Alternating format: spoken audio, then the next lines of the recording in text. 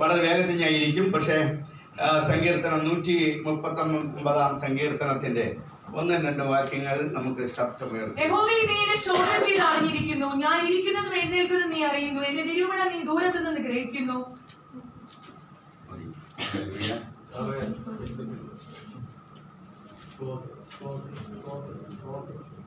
Hallelujah. ആമേൻ. Hallelujah. വളരെ സുപരിചിതമായിട്ടുള്ള ഒരു സങ്കീർത്തന വേദഭാഗമാണ് ഇന്ന് ഇവിടെ വായിച്ചു കേട്ടത്. ആമേൻ. ഹല്ലേലൂയ. ഇവിടെ ദാവീദിന്റെ ഒരു സങ്കീർത്തനമാണ്. ഹല്ലേലൂയ. എവിടെയാണോ നമ്മൾ കുഴഞ്ഞു പോയത്, എവിടെയാണോ നമ്മൾ വീണ് പോയത്, എവിടെയാണോ നമുക്ക് ഉയർച്ച പ്രാപിക്കാൻ പറ്റാത്തത്, അവിടുത്തെ സ്ഥലത്തേക്ക്, ആ നാശകരമായ സ്ഥലത്തേക്ക് ദൈവത്തിന്റെ ഔദാര്യമായ സാന്നിധ്യം കടന്നു വരാനിടയായിത്തീരും. ഹല്ലേലൂയ. അതുകൊണ്ടാണ് ദാവീദ് പറയുന്നത് കണ്ടോ, യഹോവേ, നീ എന്നെ ശോധന ചെയ്ത് അറിഞ്ഞിരിക്കുന്നു. ആമേൻ. ഹല്ലേലൂയ. അവിടെ എഴുതിയിരിക്കുന്നു, യഹോവേ, നീ എന്നെ ശോധന ചെയ്ത് അറിഞ്ഞിരിക്കുന്നു എന്ന് പറഞ്ഞാൽ അതിനർത്ഥം ഹല്ലേലൂയ, നീ എന്നെ ശോധന ചെയ്തിരിക്കുന്നു, എന്നെ നീ അറിഞ്ഞിരിക്കുന്നു. ഹല്ലേലൂയ. അടുത്ത വാക്യം, അവൻ ഇരിക്കുന്നതും എഴുന്നേൽക്കുന്നതും നീ അറിയുന്നു. ഹല്ലേലൂയ എന്ന് പറഞ്ഞാൽ നമ്മുടെ ജീവിതത്തിന്റെ ഉലകിൽ ഹല്ലേലൂയ നമുക്ക് വന്നിരിക്കുന്ന അഭാരങ്ങളിൽ നിന്നും പ്രയാസങ്ങളിൽ നിന്നും ദുഃഖത്തിൽ നിന്നും ദൈവം നമ്മെ ശോധന ചെയ്യുകയാണ്. സഹോദരങ്ങളെ, ദാവീദ് പറയുന്നത് കണ്ടോ, ഞാൻ അവിടെ ഇരിക്കുന്നുണ്ടോ, അല്ലെ യഹോവേ, നീ എന്നെ ശോധന ചെയ്തു എന്ന് ദാവീദ് പറയണമെങ്കിൽ ദാവീദിന്റെ ജീവിതത്തിൽ എത്രമാത്രം ദൈവം അവൻ അനുഗ്രഹിച്ചു എന്നുള്ള കാര്യം നിങ്ങൾ മറന്നു പോകരുത്. എത്ര പേർക്ക് ഇന്ന് പകൽക്കാലം പറയാൻ പറ്റും, കർത്താവേ, നീ എന്നെ ശോധന ചെയ്തറിയണം. ഹല്ലേലൂയ. എന്റെ ജീവിതത്തിലെ അന്തരീന്ദ്രിയങ്ങളിൽ ജീവിതത്തിൽ വന്നുപോയ കുറവുകളെ നീ ഒന്ന് ശോധന ചെയ്യണം. ഹല്ലേലൂയ. എപ്പോഴാണ്, ഏത് സമയത്താണ് നമുക്കൊരു തെറ്റ് പറ്റിയെന്ന് ഒരുപക്ഷെ നമുക്കറിയാൻ പറ്റത്തില്ല. ഹല്ലേലൂയ. ഇന്ന് പകലിൽ ആ ദാവീദിനോട് ചേർന്ന അരുമരക്ഷകനായ കർത്താവിനോട് സപ്തവർണ്ണങ്ങൾ കൊണ്ട് പണി കഴിപ്പിച്ചിട്ടുള്ള നിത്യ കൊട്ടാരത്തിൽ വസിക്കുന്ന സർവശക്തനായ ദൈവത്തോട് എത്ര പേർക്ക് പറയാൻ പറ്റും, പിതാവേ, എന്നെ ശോധന ചെയ്യണമേ, എന്റെ ഹൃദയത്തെ ശോധന ചെയ്യണമേ, എന്റെ കണ്ണിനെ ശോധന ചെയ്യണമേ, എന്റെ ഹൃദയത്തെ ശോധന ചെയ്യണമേ, എന്റെ കൈകാലുകളെ ശോധന ചെയ്യണമേ. ഹല്ലേലൂയ.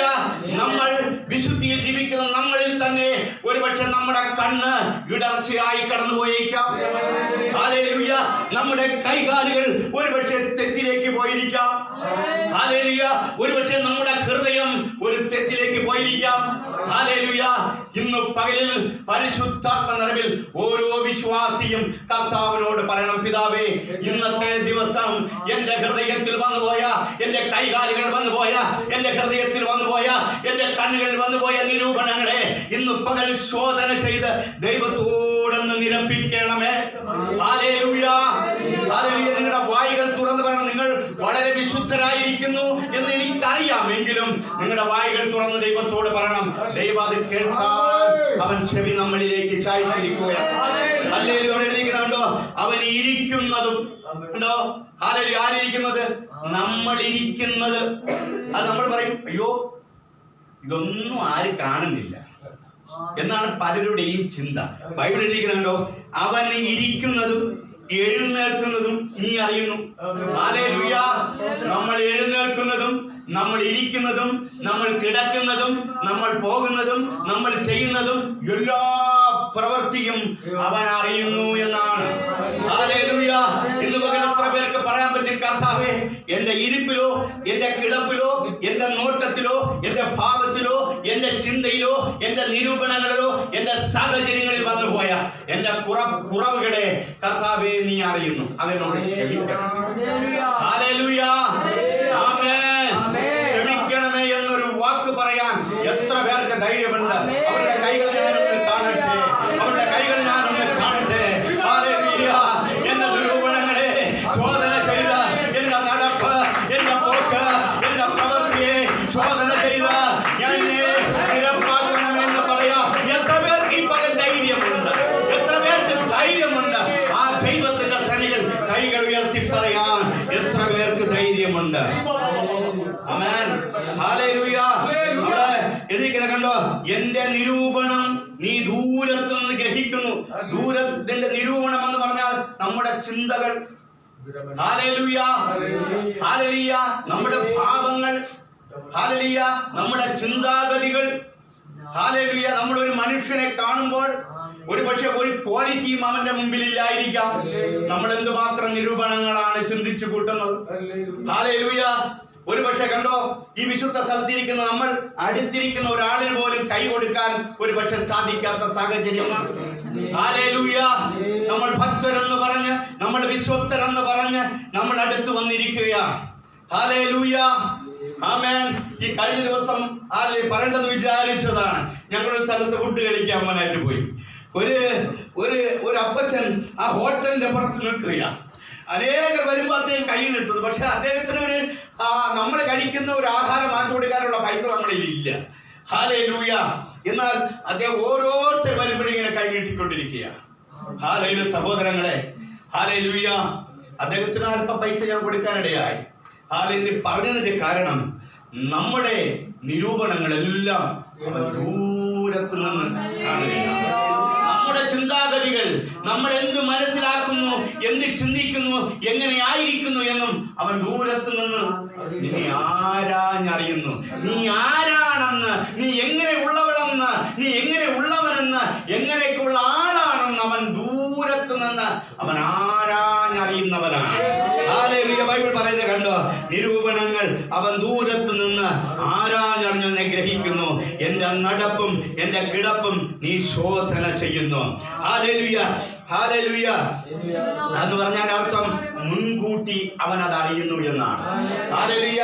നമ്മൾ ചിന്തിക്കാൻ പറ്റാത്ത നമ്മുടെ ഓർമ്മകളിലും നമ്മുടെ മനസ്സിൽ പോലും നമ്മൾ ചിന്തിക്കുന്ന കാര്യങ്ങൾ പോലും അവൻ അത് ദൂരത്ത് നിന്ന് അവിടെ എഴുതിക്കുന്നുണ്ടോ, ദൂരത്ത് നിന്ന് മുൻകൂട്ടി അറിയുകയാണ്. ഹല്ലേലൂയ. എത്ര പേർക്ക് പറയാൻ പറ്റും, കർത്താവേ, ഈ മുൻകൂട്ടി അറിയുന്ന കർത്താവിനോട്, കർത്താവേ, എന്റെ നിരൂപണങ്ങളെ, എന്റെ ചിന്താഗതികളെ മാറ്റി എന്നെ ദൈവത്തോടടുത്ത് ഗ്രഹിക്കത്തക്കവണ്ണം എന്നോട് ചേരുവാൻ കർത്താവെ ഞാൻ ആഗ്രഹിക്കുന്നു, നീ അങ്ങനെ ചെയ്യണമേ എന്ന് എത്ര പേർക്ക് പറയാൻ പറ്റും. Hallelujah, hallelujah. 139 സങ്കീർത്തനത്തിൽ 1 നമ്മൾ വായിക്കപ്പെടുമ്പോൾ യിരെമ്യാ പ്രവാചകന്റെ പുസ്തകം 12-3 വാക്യം ഒന്ന് വായിക്കാമോ? യിരെമ്യാ പ്രവാചകന്റെ പുസ്തകം 12-3. യഹോവേ, നീ എന്നെ അറിയുന്നു. യഹോവേ, നീ എന്നെ അറിയുന്നു. നീ എന്നെ കണ്ടു. നീ എന്നെ കണ്ടു. നിന്റെ സന്നിധിയിൽ എന്റെ ഹൃദയത്തെ ശോധന ചെയ്യുന്നു. അല്ല, നീ എന്റെ ഹൃദയത്തെ സന്നിധി ശോധന ചെയ്യുന്നു. അറുപ്പാനുള്ള ആടുകളെ പോലെ അവരെ വലിച്ചിരിക്കണമേ. കൊലദിവസത്തിനായി അവരെ വേർതിരിക്കണമേ. ദേശം ദുഃഖിക്കുന്നതും നിലത്തിലെ സസ്യമൊക്കെയും വാടുന്നതും എത്രത്തോളം. നിവാസികളുടെ ദുഷ്ടനിമിത്തം മൃഗങ്ങളും പക്ഷികളും നശിച്ചു പോകും. മതി. ഹല്ലേലൂയ. നോക്കണമേ. ഹല്ലേലൂയ. യിരെമ്യാ പ്രവാചകൻ പറയുന്നത് കണ്ടോ, ദൂരത്ത് നിന്റെ ഹൃദയത്തെ ഹല്ലേലൂയ ശോധന ചെയ്യുക. ഹല്ലേലൂയ. ദൈവത്തോട് കൂടെ നടന്ന ആ യിരെമ്യാവ് പറയുകയാണ്, ഞാൻ എന്റെ ഹൃദയത്തെ ശോധന ചെയ്യും. ഹല്ലേലൂയ. അങ്ങനെയെങ്കിൽ ഇന്ന് പകൽക്കാലം നമ്മുടെ ഹൃദയത്തെ തന്നെ നമുക്കൊന്ന് ശോധന ചെയ്യാം. Hallelujah, hallelujah. ഒരു വാക്യം കൂടെ വായിക്കാം. 139 സങ്കീർത്തനത്തിന്റെ 13 വാക്യം. നീയല്ലോ എന്റെ അന്തരംഗങ്ങളെ നിർമ്മിച്ചത്, എന്റെ അമ്മയുടെ ഉദരത്തിൽ നീ എന്നെ മടഞ്ഞു. എന്റെ അമ്മയുടെ ഉദരത്തിൽ നീ മെടഞ്ഞു. അടുത്ത വാക്യം, ഭയങ്കരവും അതിശയകരവുമായി എന്നെ സൃഷ്ടിച്ചിരിക്കയാൽ. ഹല്ലേലൂയ, ആമേൻ. നീയല്ലോ എന്റെ അന്തരംഗത്തിൽ നിർമ്മിച്ചത്, എന്റെ അമ്മയുടെ ഉദരത്തിൽ നീ മടഞ്ഞു എന്ന് പറഞ്ഞാൽ അർത്ഥം, ഹല്ലേലൂയ, അമ്മയുടെ ഉദരത്തിൽ നീ പിണ്ടമാകുന്നതിന് മുമ്പേ അറിയുന്നവനായ ദൈവം. ഹല്ലേലൂയ. സർവശക്തനായ ദൈവം, ഹല്ലേലൂയ, നമ്മെ പിണ്ടമാകുന്നതിന് മുമ്പേ ഹല്ലേലൂയ നമ്മെ അറിഞ്ഞവനായ ദൈവം. ഹല്ലേലൂയ. നമ്മെ മെനഞ്ഞ് ഇത്രമാത്രം സൗഭാഗ്യത്തോടെ നടത്തിയ ഒരു ദൈവം. ഹല്ലേലൂയ. നമ്മെ മെനഞ്ഞവനായ ദൈവം. നിങ്ങൾ ഓർത്തിട്ടുണ്ടോ? ഹല്ലേലൂയ. ഞാൻ ഈ കാര്യങ്ങൾ ഇങ്ങനെ ചിന്തിച്ചുകൊണ്ടിരിക്കുമ്പോഴാണ് ദൈവദാസൻ സങ്കീർത്തനം പ്രബോധിപ്പിക്കണമെന്ന് പറഞ്ഞത്. നിങ്ങൾ ഓർത്തിട്ടുണ്ടോ? അമ്മയുടെ ഉദരത്തിൽ നമ്മളാകുന്നതിന് മുമ്പ്, പിണ്ടാകാരമാകുന്നതിന് മുമ്പേ നമ്മെ അറിഞ്ഞവനായ ഒരു ദൈവത്തിന്റെ മുമ്പിലാണ് ഞാൻ നിങ്ങൾ ഇന്ന് പകലായിരിക്കുന്നത്. ഹല്ലേലൂയ, ആമേൻ, ഹല്ലേലൂയ. നമ്മുടെ മനുഷ്യ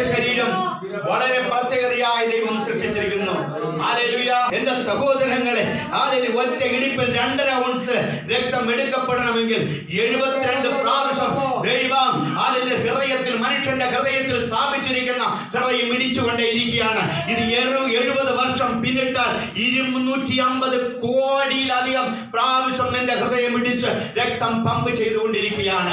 മനുഷ്യ സ്നേഹത്തിന്റെ ആദരവായി ദൈവത്തിന്റെ വലിയ ആനന്ദം തൂകാൻ എന്റെ കർത്താവ് നിങ്ങളുടെ ഹൃദയത്തിൽ തന്നിരിക്കുന്ന ഈ ഹൃദയത്തിന്റെ അവസ്ഥ നിങ്ങൾ കണ്ടോ?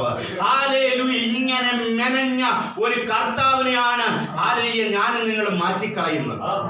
ഹല്ലേലൂയ! ആമേൻ! ഹല്ലേലൂയ! ആമേൻ! ഇതിനെ ഒന്ന് നീട്ടിയതുകൊണ്ടോ പറഞ്ഞിരിക്കുന്നുണ്ടോ?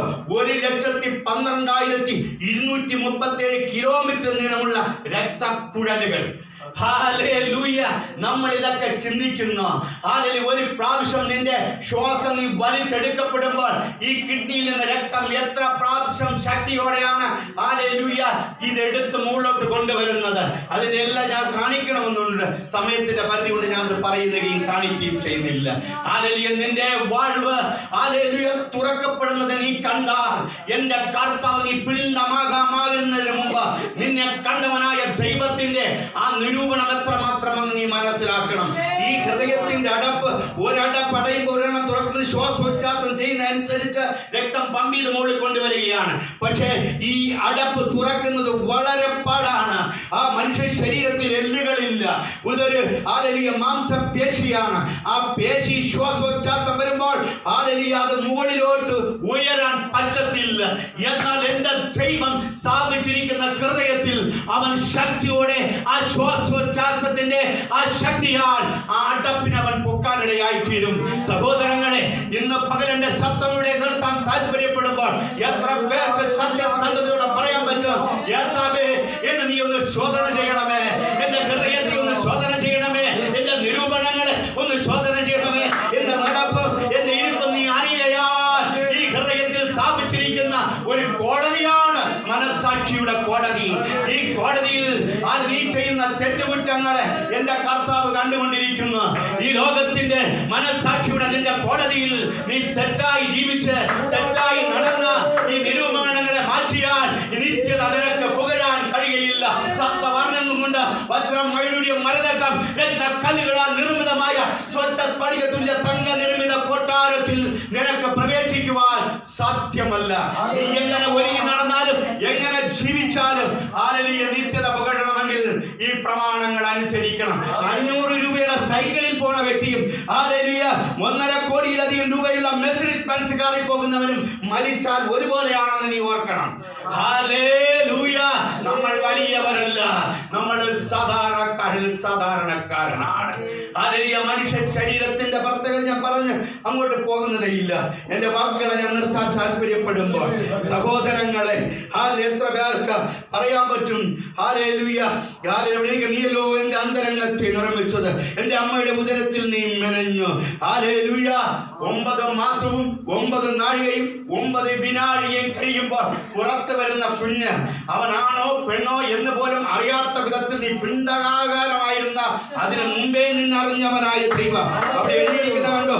ഭയങ്കരവും അതിശയമായി നിന്നെ സൃഷ്ടിച്ചിരിക്കുന്നു. കുഞ്ഞേ, നിന്റെ തല വളരുന്നുണ്ടോ? നിന്റെ കാല് വളരുന്നുണ്ടോ? നിന്റെ കണ്ണ് വളരുന്നുണ്ടോന്നൊക്കെ പറഞ്ഞ് നമ്മൾ പുറത്തു വരുന്ന കുഞ്ഞിനെ എടുത്ത് ലാളിക്കപ്പെടുമ്പോൾ ഇതിന്റെ ഉടമസ്ഥനാരെന്ന് നമ്മൾ തിരിച്ചറിയുന്നുവോ? നമ്മൾ ഈ ഉടമസ്ഥ എങ്ങനെ ഉടമനെന്ന്, എങ്ങനെ ഇരിക്കുന്നുവെന്ന് എന്റെ പ്രിയ സഹോദരങ്ങളെ നിങ്ങൾ ആരാന്നറിയുന്നുവോ? അവൻ അതിശയവാനാണ്, അവൻ അതിശക്തനുമാണ്. സപ്തവർണ്ണങ്ങൾ കൊണ്ട് പരിഗണിപ്പിച്ചിട്ടുള്ള ആ നിത്യകൊട്ടാരത്തിൽ ജീവിക്കുന്നവൻ, പഞ്ചസാരത്തരി മണൽ കൊണ്ട് കടലിന് അതിർത്തി സൃഷ്ടിച്ചവൻ, അണ്ടകടാകത്തെ സൃഷ്ടിച്ചവൻ, ആഴിയിലെ ഊഴിയെ കൈകൊണ്ട് വിളിച്ചവൻ, കാപട്യമാറ്റ കോമണ ശീതലൻ, ബത്ലഹേമിൽ ജനിച്ച് ദർശനത്തിൽ വളർന്ന് പാലസ്തീനയിലൂടെ നന്മ ചെയ്ത് കടന്നുപോയവൻ, അവനെ അധിഗമിക്കുവാൻ, അവനെ മറിച്ചിടുവാൻ ഈ ലോകത്തിൽ ഒരുത്തൻ വന്നിട്ടില്ല. ഇന്ന് ജീവിച്ചിരിക്കുന്നതിൽ വെച്ച് ഏറ്റവും മഹോന്നതനായ ദൈവം, നമ്മെ ഉണ്ടാക്കിയ സർവശക്തനായ ദൈവം, തേജോമനായ ദൈവം, അടുത്തുകൂടാൻ പറ്റാത്ത വെളിച്ചത്തിൽ വസിക്കുന്ന ആ സർവശക്തനായ ദൈവത്തെ ഇന്ന് പകൽക്കാലം എത്ര പേർക്ക് പറയാൻ പറ്റും? അതിശയകരമായി എന്നെ സൃഷ്ടിച്ച ദൈവത്തോട് ചേർന്നിരുന്ന് പാപം കൂടാതെ നിത്യത പുകഴുവാൻ എത്ര പേരെന്ന് പകൽ ആഗ്രഹിക്കുകയാണ്. എന്റെ വാക്കുകളെ ഒത്തിരി കാര്യം പറയണമെന്നുണ്ട്, ഞാൻ നിർത്താൻ താല്പര്യപ്പെടുകയാണ്. അവസാനത്തെ വാക്യം വായിച്ച് ഞാൻ ഇരിപ്പാൻ താല്പര്യപ്പെടുകയാണ്. 24 സിസ്റ്റർ. മതി. ഹല്ലേലൂയ. വ്യസനത്തിലുള്ള മാർഗം എന്ന് പറഞ്ഞാൽ ദുഃഖത്തിലുള്ള എന്റെ മാർഗം എന്നിലുണ്ടോ എന്ന് നമ്മൾ പരിശോധിക്കണം. നമ്മൾ മറ്റുള്ളവരെ പരിശോധിക്കുന്നവരാണല്ലോ നമ്മൾ.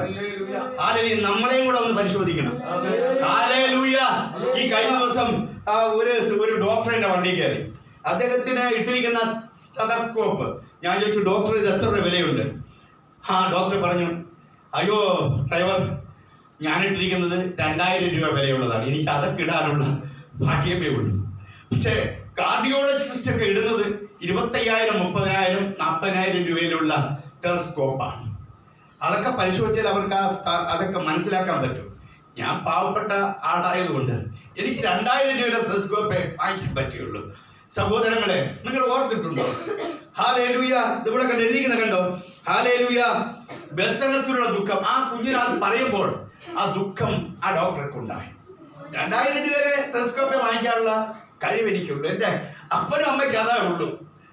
പലപ്പോഴും നമ്മളെ മക്കൾ പലപ്പോഴും പറയും നല്ല വസ്ത്രങ്ങളും ഒക്കെ മറ്റുള്ളവർ ഇട്ടോട്ട് പോകുമ്പോൾ നമ്മളൊക്കെ പറയാറുണ്ട്.